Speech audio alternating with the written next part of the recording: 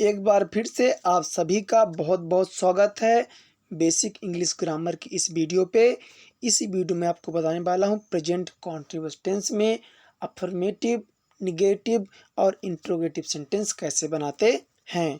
ठीक है, इसके पहले मैंने प्रेजेंट कॉन्टिन्यूअस टेंस का एक वीडियो डाला था जिसमें मैंने बताया था कि प्रेजेंट कॉन्टिन्यूअस टेंस क्या होता है, इसका प्रयोग कहाँ होता है, किस तरह से हम यूज करते हैं, सारी चीज़ें मैंने आपको बताई थी।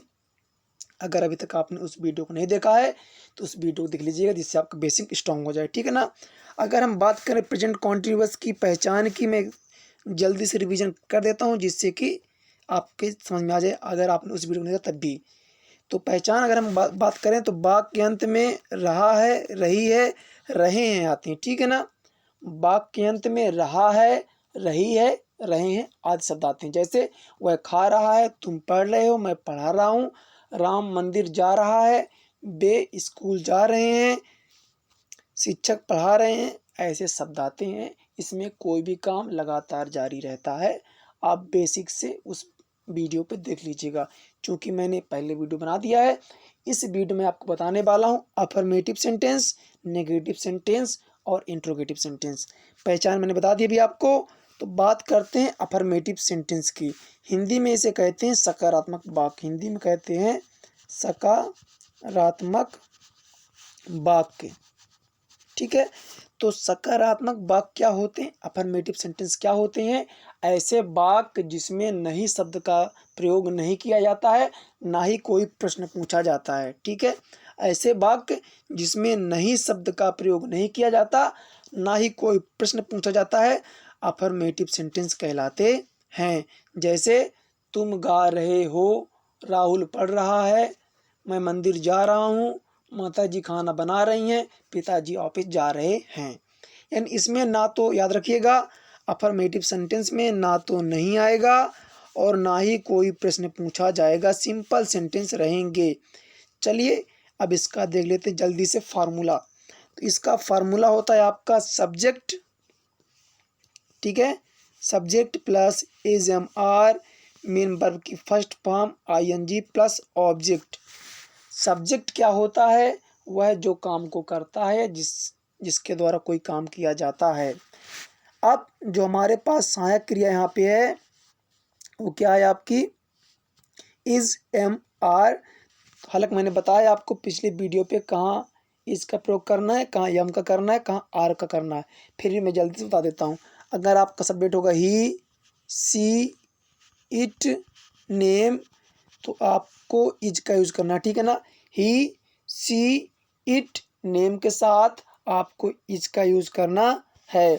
अगर आपका सब्जेक्ट होगा यू, बी, दे या प्लूरल नंबर यानी कोई आपका बहुवचन, तो वहाँ आप आर का यूज करेंगे और आई के साथ आप यम का यूज करेंगे। ठीक है। अफर्मेटिव सेंटेंस यानी साधारण या सकारात्मक वाक्य कर सकते। ठीक है ना। क्या कहते हैं आप? सकारात्मक वाक्य। ऐसे वाक्य जिसमें नहीं शब्द का प्रयोग नहीं होता, ना ही कोई प्रश्न पूछा जाता है। इसका फार्मूला होता है subject plus is M are plus main verb की first form plus ING plus object. पहचान मैंने बता ही दी है कि वाक्य के अंत में रहा है, रही है, रहे हैं आता है। अब मैं आपको बताता हूँ इसे ट्रांसलेट कैसे करना है। एकदम सिंपल तरीका है। पहला आपका है कि मैं आम खा रहा हूँ। मैं आम खा रहा हूँ। देख लीजिए आप लोग, अंत में आया है रहा हूँ। मैंने बताया है रहा है, रही है, रहे हैं, रहा हूँ, ये शब्द अगर आते हैं तो आपका प्रेजेंट कॉन्टिन्यूअस टेंस है। तो यहाँ पे देखिए क्या है, रहा हूँ आया है। तो सबसे पहले सब्जेक्ट हमें पता करना है। तो देखिए अगर आपको सब्जेक्ट का पता नहीं है कि सब्जेक्ट क्या है, तो आपको क्या करना है, सेंटेंस जो वाक्य लिखा है इससे पूछना है कौन। क्या क्वेश्चन करेंगे आप? कौन से। तो मैं आम खा रहा हूँ, तो आप पूछिए कौन आम खा रहा है। तो उत्तर क्या मिला आपको? मैं। पूछा आपने ना कौन आम खा रहा है, तो उत्तर क्या मिला? मैं। तो मैं आपका सब्जेक्ट। तो सबसे पहले मैंने क्या लिखा? सब्जेक्ट में लिखा आई। आई क्यों लिखा? क्योंकि मैं को इंग्लिश में कहते हैं आई। ठीक है। आपका हो गया आई। और मैंने अभी आपको बताया है कि आई के साथ हम लोग क्या करेंगे? एम का प्रयोग करेंगे। एम का है ना। आई के साथ आप क्या करेंगे, यम का प्रयोग करेंगे, तो आई एम। अब खाना को आप जानते हैं, खाना को क्या बोलते हैं, ईट बोलते हैं, ईट। ईट मतलब होता है खाना। तो ईट के साथ चूंकि मैंने बताया है मेन वर्ब की फर्स्ट फॉर्म के साथ आईएनजी का प्रयोग करना है, इसलिए लगा दी आईएनजी, बन गया ईटिंग। ईट से बना ईटिंग। आम को कहते हैं मैंगो। तो अब चूंकि एक है तो लगा दे अ मैंगो। तो I am eating a mango, मैं आम खा रहा हूँ। तो सबसे पहले आपने क्या लिखा, सब्जेक्ट लिखा, फिर आपने सहायक क्रिया लिखी, फिर आपने वर्ब लिखी, फिर आपने ऑब्जेक्ट लिखा। फार्मूला भी यही कहता है ना आपका, फार्मूला क्या कहता है आपका कि सबसे पहले सब्जेक्ट, फिर इज, एम या आर, फिर वर्ब की पहली फॉर्म, फिर आईएनजी, फिर ऑब्जेक्ट। तो सबसे पहले हमने क्या लिख दिया, सब्जेक्ट आई के साथ यम का प्रयोग, वर्ब की पहली फॉर्म के साथ आईएनजी, फिर ऑब्जेक्ट आपका लिख दिया मैंने। तो मैं आम खा रहा हूँ, तो I am eating a mango. अगला है राहुल फुटबॉल खेल रहा है। तो मैंने जैसे बताया है, सब्जेक्ट को पता करने के लिए आप क्या करेंगे, सबसे पहले क्वेश्चन करें कौन से, तो कौन फुटबॉल खेल रहा है, उत्तर आपको मिला राहुल। तो राहुल आप क्या बन गया, सब्जेक्ट। तो सबसे पहले लिखना, सब्जेक्ट लिखना है। फिर अब चूंकि राहुल क्या है, आपका नेम है, तो नेम के साथ क्या करेंगे आप, इज लगाएंगे, तो हम यहाँ पे इज का प्रयोग करेंगे। फिर वर्ब क्या है, क्या कर रहा है, खेल रहा है, तो खेलना वर्ब है, तो बोलते हैं प्ले। तो प्ले में आ जाएगा आईएनजी, फिर ऑब्जेक्ट फुटबॉल आ जाएगा। देखिए बन गया। आपने सबसे पहले कहा सब्जेक्ट राहुल, नेम है तो इज, वर्ब थी प्ले, तो गया आईएनजी, फिर आ गया आपका फुटबॉल ऑब्जेक्ट। तो राहुल फुटबॉल खेल रहा है, तो राहुल इज प्लेइंग फुटबॉल। ठीक है, राहुल फुटबॉल खेल रहा है, तो राहुल इज प्लेइंग फुटबॉल। एक और लेते हैं, वह पढ़ रही है। तो कौन पढ़ रही है, वह है। देखिए सिंपल से, अगर आपको सब्जेक्ट ज्ञान नहीं फिर भी आप आसानी से पता कर सकते हैं। इंग्लिश में ट्रांसलेट करना काफ़ी ईजी है, कोई समस्या की बात नहीं है। बस आपको लगन से काम को करना है, सफलता आपको 100% मिलेगी।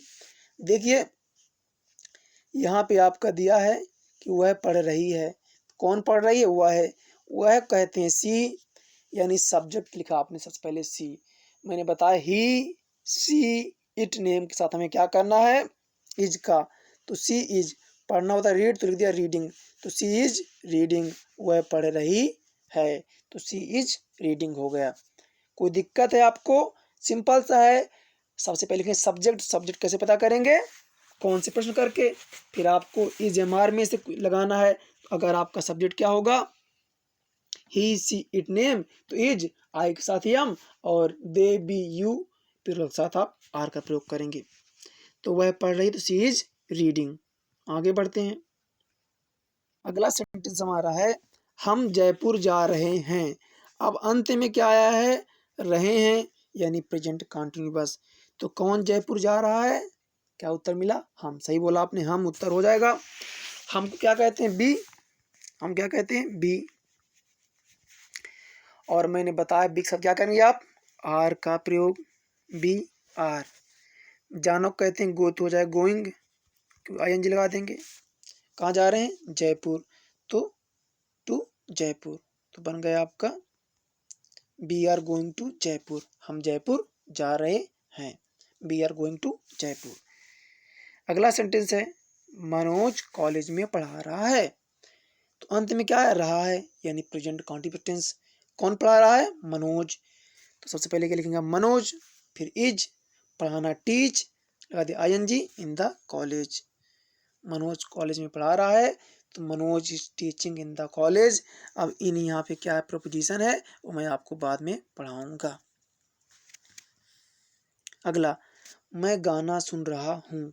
मैं गाना सुन रहा हूँ, कौन गाना सुन रहा है, मैं कहते आई, तो आई के साथ ही हम, तो आई एम सुनना होता है लिसन, तो होगा लिसनिंग, गाना यानी song, a song. I am listening a song. देखिए मैं गाना सुन रहा हूँ, तो I am listening a song. आगे बढ़ते हैं। वह आजकल किताब लिख रही है। वह आजकल किताब लिख रही है, तो ही मतलब सॉरी यहाँ पे रही है, तो सी आ जाएगा, मिसप्रिंट हो गया यहाँ पे सी। क्योंकि यहाँ रही है मतलब लड़की है, लड़की को कहते हैं सी। तो सी के साथ भी इज का प्रयोग करना, सी इज लिखना होता है राइट, तो राइटिंग अ बुक, आजकल तो नाउ डेज, आजकल हम क्या बोलते हैं नाउ डेज। तो ही सॉरी यहाँ पे इसको मैं सुधार देता हूँ, कहीं कहीं लिखने में मिसप्रिंट हो जाता है, इसमें आप टेंशन नहीं लीजिएगा टाइप करने पे। तो she is writing a book nowadays, वह आजकल किताब लिख रही है, she is writing a book nowadays. अब हमारा अगला आता है निगेटिव सेंटेंस यानी नकारात्मक वाक्य। अब सबसे बड़ी बात है कि नकारात्मक वाक्य होते क्या है, निगेटिव सेंटेंस होते क्या हैं। यानी ऐसे वाक्य जिनमें नहीं शब्द का प्रयोग होता है निगेटिव सेंटेंस यानी नकारात्मक वाक्य कहलाते हैं। ऐसे सेंटेंस या ऐसे वाक्य जिनमें नहीं शब्द का प्रयोग होता है क्या कहलाते हैं, नकारात्मक वाक्य कहलाते हैं। जैसे मैं स्कूल नहीं जा रहा हूँ, तुम गाना नहीं सुन रहे हो, वे विद्यालय नहीं जा रहे हैं, माँ खाना नहीं बना रही हैं, आप मेरे घर नहीं आ रहे हो, बारिश नहीं हो रही है।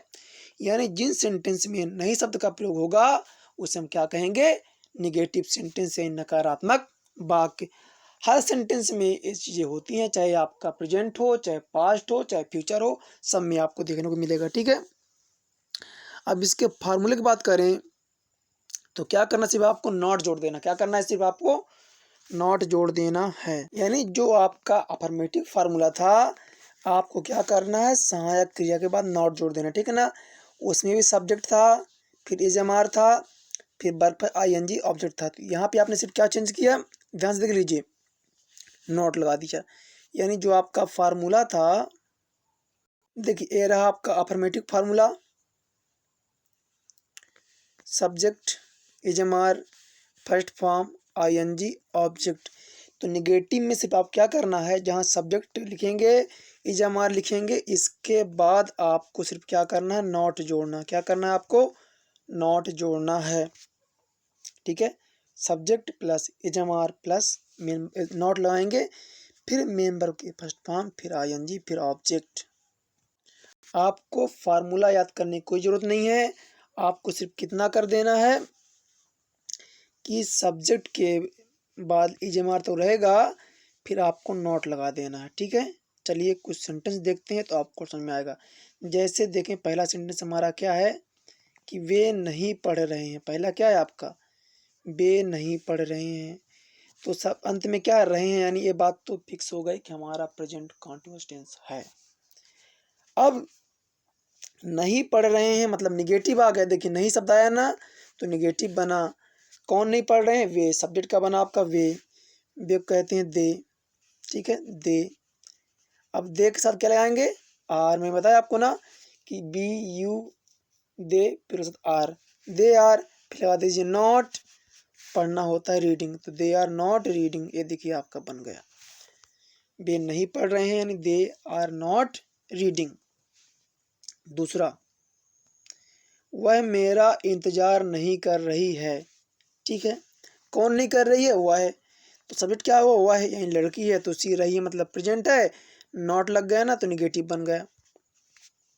तो वह को क्या बोलेंगे, सी।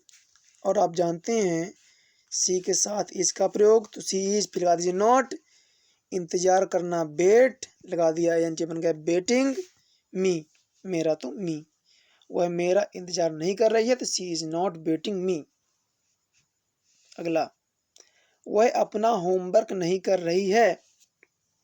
वह अपना होमवर्क या गृह कार्य जिसे कहते हैं नहीं कर रही है। तो कौन नहीं कर रही है, वह। तो वह बन गई सब्जेक्ट, तो सी, फिर आपका इस तो आएगा ही। अब चूंकि निगेटिव है तो नॉट लगा दीजिए, कर डूइंग, डू मतलब होता है करना, लगा दे डूइंग, अपना तो हर लड़की है तो होमवर्क। ठीक है, अगला देखते हैं, मैं नहीं सुन रहा हूँ, मैं नहीं सुन रहा हूँ। अब अंत में आ रहा हूँ यानी प्रेजेंट कॉन्टिन्यूअस, नहीं लगा है तो आपका नेगेटिव बन गया। मैं कहते हैं आई के साथ ही हम, फिर लगाइए नॉट, आई एम नॉट, सुनना होता है हियर तो हो गया हियरिंग। ठीक है ना, आई एम नॉट हियरिंग, मैं नहीं सुन रहा हूँ। पंछी नहीं उड़ रहे हैं, है ना, तो नहीं मतलब निगेटिव रहे मतलब प्रेजेंट कॉन्टिन्यूअस। इतना सिंपल है, आप लोग को कोई इसमें दिक्कत ही नहीं होने वाली है। सबसे पहले आप क्या कर दीजिए, सब्जेक्ट लिख दीजिए, सब्जेक्ट है पंछी रहे हैं मतलब बहुत सारे हैं तो बर्ड्स। अब बहुवचन में लगाएंगे आर, प्लूरल नंबर है तो फिर नॉट। फ्लाई मतलब होता है उड़ना, तो फ्लाइंग हो जाएगा। तो बर्ड्स आर नॉट फ्लाइंग, पंछी नहीं उड़ रहे हैं। ठीक है, एक और लेते हैं, विजय झूठ नहीं बोल रहा है। विजय अब नाम है, कौन नहीं बोला झूठ, तो विजय नहीं है तो निगेटिव है, तो विजय इज नॉट टेलिंग अ लाई। ठीक है, इस तरह से मैंने आपको पता निगेटिव। अब मैं आपको अगले वीडियो में दे दूंगा इंट्रोगेटिव, नहीं तो वीडियो बहुत बड़ा हो जाएगा। ठीक है, आप लोग बताइएगा वीडियो कैसा लगा है, कमेंट करिएगा। चैनल पे पहली बार है सब्सक्राइब जरूर करें। समझ में आया तो बताएं, नहीं आया तो बताएं, अगले वीडियो में और विस्तार से आपको बता देंगे अगर आप समझ में नहीं आया होगा तो।